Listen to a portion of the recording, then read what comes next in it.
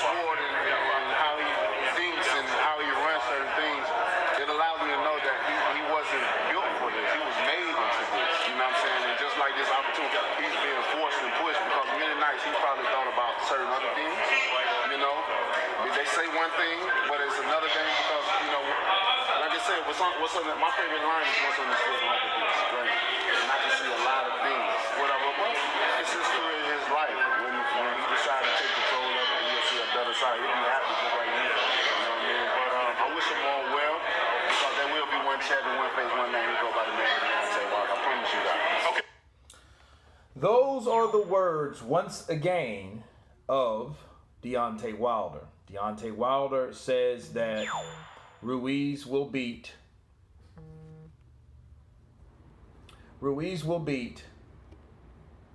Anthony Joshua again. And he says that Anthony Joshua was not built for this. He was made into this, but is not built for this. And he said the things that the way he thinks or whatnot, he can tell that he's not that guy. And he said there's many nights that I think that Anthony Joshua thinks about certain things. And they'll say one thing and do another thing. And one thing about himself, he says, what I say, you know, doesn't have to be explained or misunderstood. I say what I mean, and there will be one face, one name, and one champion, and his name is Deontay Wilder at the end of the day. Those are the words of Deontay Wilder. Okay. Wilder stated that he feels that they're rushing Anthony Joshua back into this rematch, and he doesn't think he's ready. He doesn't think that he doesn't think that he knows what happened or what went wrong. And what do I say to that, to Counterpunch this interview? Because it was a quick segment on Fight Hub TV. Shouts out to those guys. And I noticed that Wilder, I think he went for Joshua wanting to win because of the money, but now he's settling for the opportunity to fight Ruiz. That's why I think he's wishing or hoping Ruiz would win, because they're in the same stable. Now, when Deontay Wilder said that Anthony Joshua was not built for this, I really don't know what that means. You know, like, I think that he's trying to allude to the point that Anthony Joshua quit. A guy that's been knocked down 4 times and got back up 4 times quit. You know, okay, well, I guess that's all a matter of opinion. But as far as I'm concerned, anybody that gets up 4 times after being dropped 4 times is not a quitter. If anything, they're a survivor. You know, the referee stopped the fight. Anytime a referee stops a fight, where do you see quit at? But that's one of those things that a rival will do. It's understandable. Deontay Wilder knows that he ducked that fight. He didn't want that fight with Anthony Joshua. He didn't want the money of all. It could have been $200 million. And you know what he'd have said? He'd have said, how much is Anthony Joshua making? Because at the end of the day, I think he was trying to compete with Anthony Joshua's star power, you know, and you don't have to do that to compete. You don't have to fight Anthony Joshua to compete with Anthony Joshua, to envy Anthony Joshua, to chant or talk or boast his name all the time, you know. And now that I think about it, if you guys can go back and we can rewind to a year ago when Fury called out Deontay Wilder accepted because he figured this is going to be another easy knockout for me because Fury ain't did shit but get drunk and high and all types of other stuff and get overweight. Do you know how much he talked about Anthony Joshua during that whole time? And now I think about it, maybe the fact that he couldn't get that right hand going against Fury was, sure, Fury was awkward and quick, but then maybe he was so focused on Anthony Joshua to the fact that he wasn't even focused on Fury. Because again, Fury's supposed to be a cherry pick. Everybody knew that Fury was chosen because everyone thought. Everyone, myself, everyone, Anthony Joshua, all the LDBC channel, everybody, Boxing Ego, anybody you ask, Tyson Fury is not going to win. Tyson Fury is going to get knocked out early. He's going to run out of gas, and he won't be able to move like that. He may do it for 3 or 4 rounds. In the middle rounds, he'll start fading, and that's when Deontay Wilder will give him that sledgehammer right hand and put him out of his misery.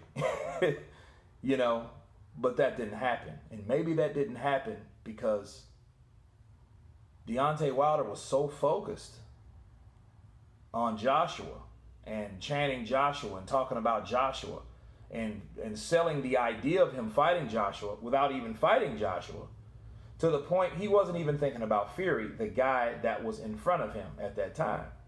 So that might have been the reason why he has a blemish on his record today, because he wasn't focused on anything else. He wasn't in there with a guy that he thought that was going to fold in 4 or 5 rounds. He was in there with a guy that was driven, a guy that was determined, a guy that was underestimated. And that guy showed him why he was who he was. Okay? So, back to Wilder saying that he wasn't built for this. Obviously, your team, your management, did not think you were built for this game or this particular level either when Klitschko was around. Fact. See, that keeps coming up. It keeps raising its beautiful head, right? Why? Because that concept, that factual piece of evidence shows us that Wilder, his management did not want him in certain fights, even though they shared the same management team, people. He could have fought Charles Martin. Why didn't he fight Charles Martin? He was a champion before Joshua was. Why didn't he fight Klitschko? He could have been where Joshua was at. Maybe not all the sponsorships and stuff like that. I don't think they would have picked up that much on him, but he would have been a lot further than he is now. He could have fought Klitschko after Fury failed the drug test. You know what I mean? And spiraled into his fuckery. He could have done that then, but he wasn't allowed to. His management did not want him to. And instead of him manning up and saying, no, I want to fight Klitschko. I'll knock Klitschko out. I'm the champ. I'm 33-0 at that time, which he was. That was a long time ago, people. That was 4 years ago. And they didn't want any dealings with Klitschko, even though Shelly Finkel was managing Klitschko,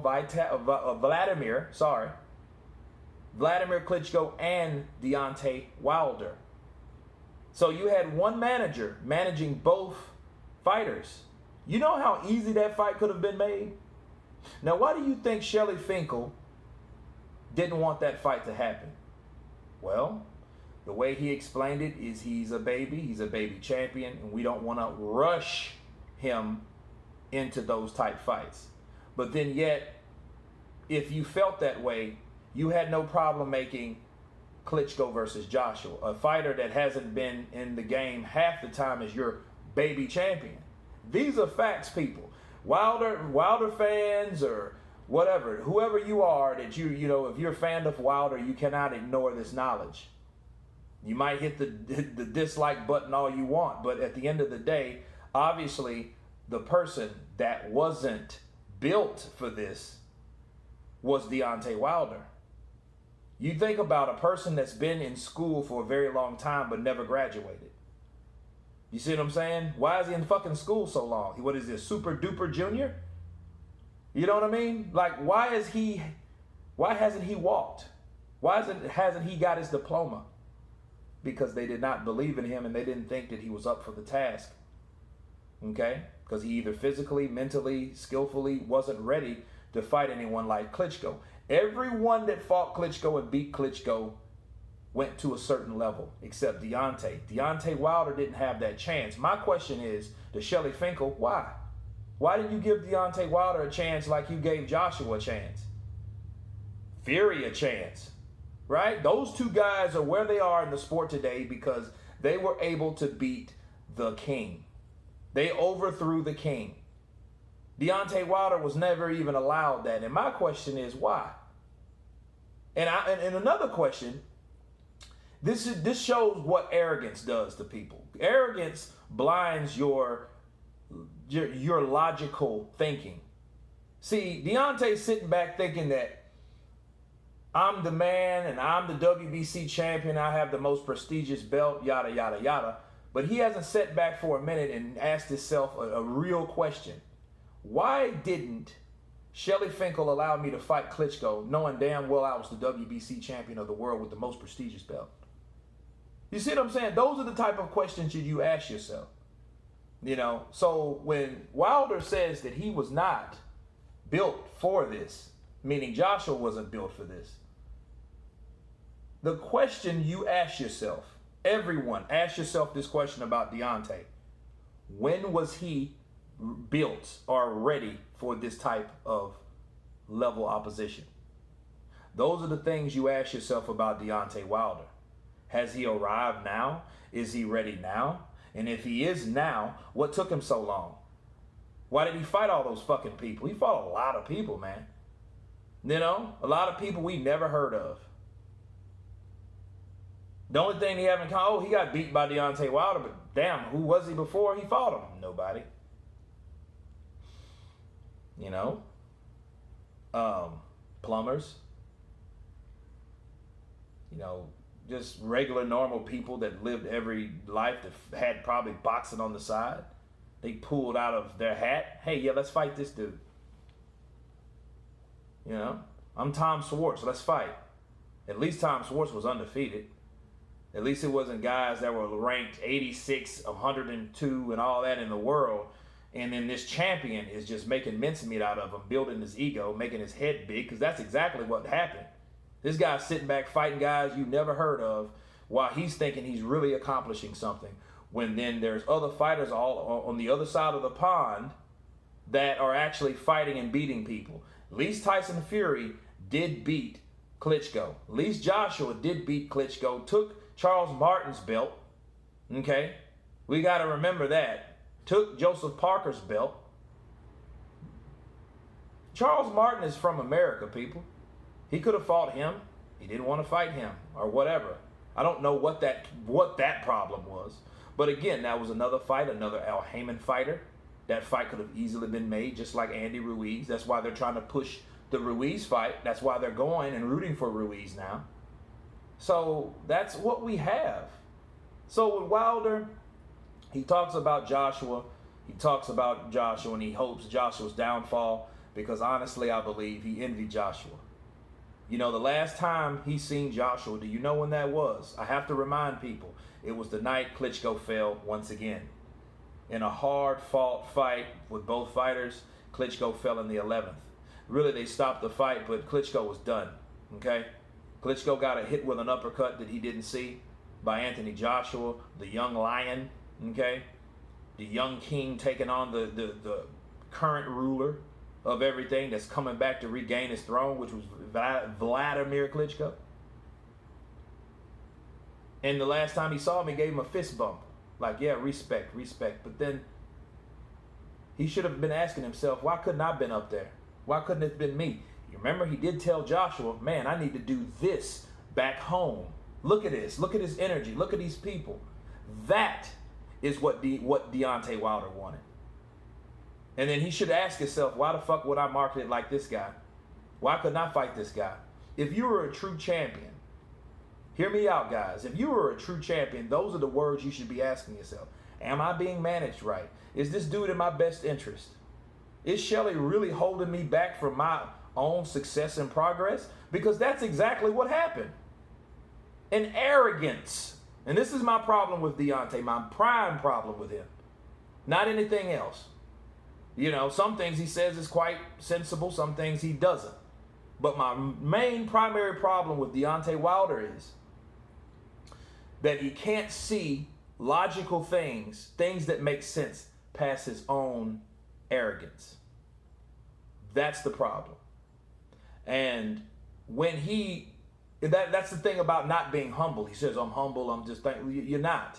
Because you could clearly see where your career went wrong. Why aren't you talked about without another fighter? Nobody really talks about Wilder like that.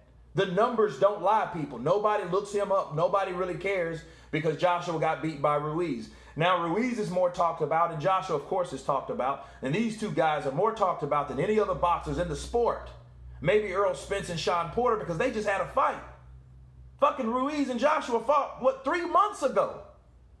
Think about that. And people are still, to this day, talking about that fight and those two fighters. What does that tell you? There are the interest in the sport of boxing. Those are the people that we research, that we look up, that we want to hear about. Their progress from day to day, their interviews, what they have to say, What are they doing from time to time? How are they training for the next fight, the rematch? That's what we're talking about.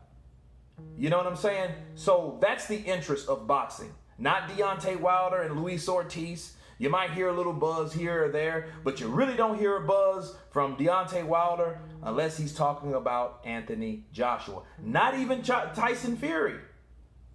That may be the second interest, maybe. But Anthony Joshua's name has to be mentioned somewhere in order for Deontay Wilder to get some buzz. And that's a fact because, again, numbers don't lie.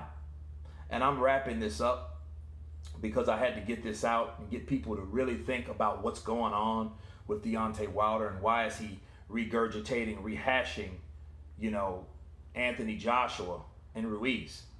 You know what I mean? He's asked about these certain things, but he goes on and on and on and on about it instead of worrying about his own fight. And that's another question. Is he distracted once again? But anyway, you guys tell me what you think about Deontay Wilder's statements.